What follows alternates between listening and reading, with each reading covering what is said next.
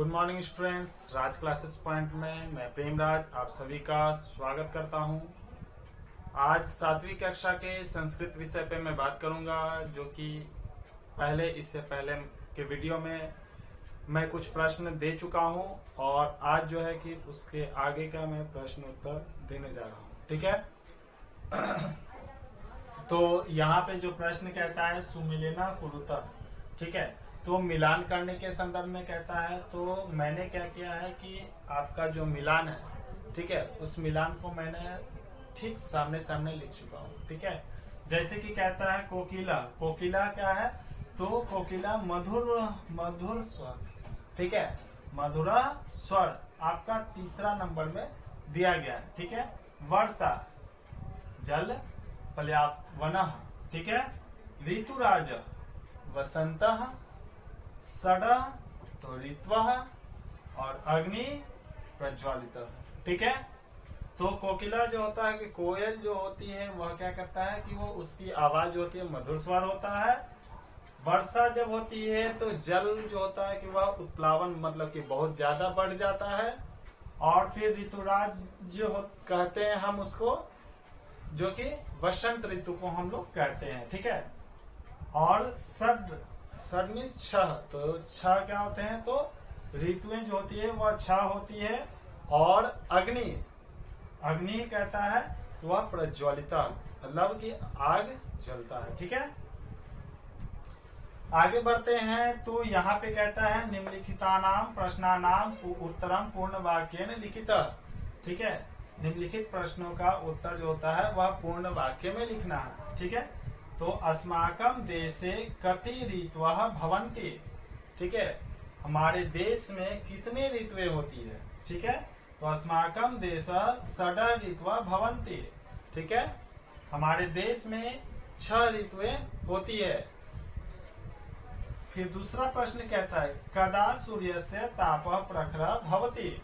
ठीक है, तो कब जो होता है कि सूर्य का जो ताप होता है बहुत ज्यादा बढ़ जाता है। तो ग्रीष्मे सूर्यस्य तापः प्रखरः भवति। तो ग्रीष्म में मतलब गर्मी में जो होता है वह सूर्य का जो ताप होता है वह बहुत अत्यधिक बढ़ जाता है। तो यह जो है कि आप लोग गलती करते हैं कि जो भी प्रश्न होता है, ठीक है, आपको जब एग्जाम में दिया जाता है तो गलतियां आपकी क्या होती है कि जहाँ पे जैसे कि यह दिया गया है, ठीक है, कति, तो यहाँ पे हम लोग आंसर में केवल क्या करते हैं सड लिख देते हैं। आंसर हम सड लिख देते हैं, सड में छ हो गया तो आंसर सही है। लेकिन जब आप एग्जाम में दे रहे हैं तो आपको एग्जाम में यह ध्यान रखना होगा कि हमको पूरा वाक्य में देना होता है। ठीक है, तो आपको कुछ करना नहीं है, जो लिखा गया है उसी को लिख देना है। और उसके बाद जो होगा कि वहां पे जहाँ पे कति लगा है वहां पे सड का प्रयोग कर देना है।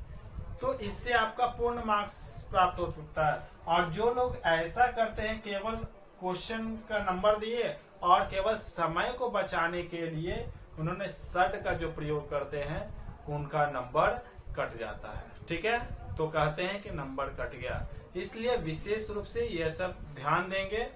ठीक है, आगे बढ़ते हैं। तो हम आगे बढ़ते हैं। तो यहाँ पे जो कहता है फिर से कि विद्यालयेषु अवकाशः कदा भवति।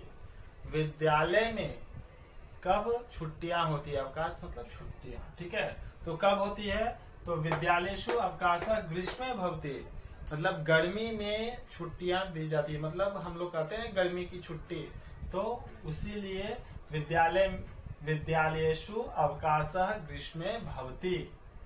संपूर्णा पृथ्वी केना तृप्यति। ठीक है, तो संपूर्णा पृथ्वी वर्षा जलेन तृप्यति। ठीक है, पूरा जो पृथ्वी होता है कब तृप्त होता है, मतलब कि कब जो है कि वह हरा भरा हो जाता है। ठीक है, तो यहाँ पे कहता है पूरा जो पृथ्वी जो होता है वह वर्षा जलेन तृप्यति।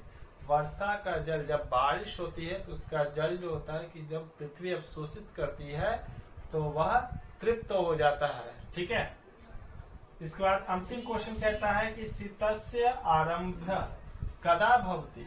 ठीक है, तो शीत जो होता है कि कब आरंभ होती है। तो शीतस्य आरंभ हेमंते भवति।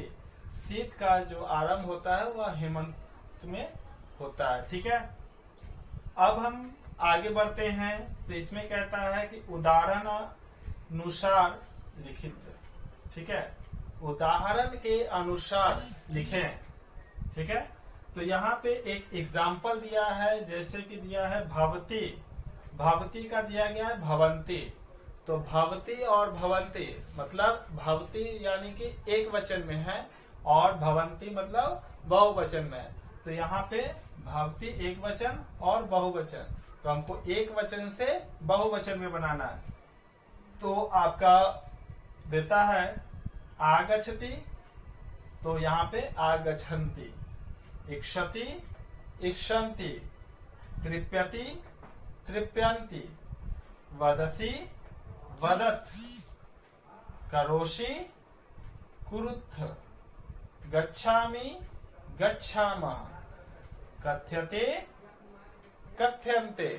ठीक है, तो यहाँ पे ती सी ती लगा है तो अंति लगेगा, सी लगा है तो थ लगेगा, फिर यहाँ पे आमी लगा है तो आमह लगेगा और ते लगा है तो अंते लगेगा।